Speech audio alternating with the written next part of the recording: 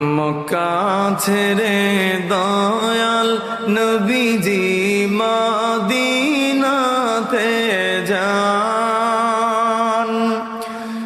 মক্কা ছেড়ে দয়াল নবীজি মদিনাতে যান।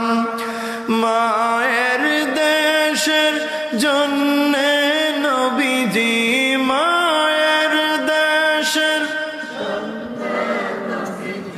ফিরে ফিরে চান নবীজি আল্লাহ আল্লাহ আল্লাহু লা ইলাহা ইল্লা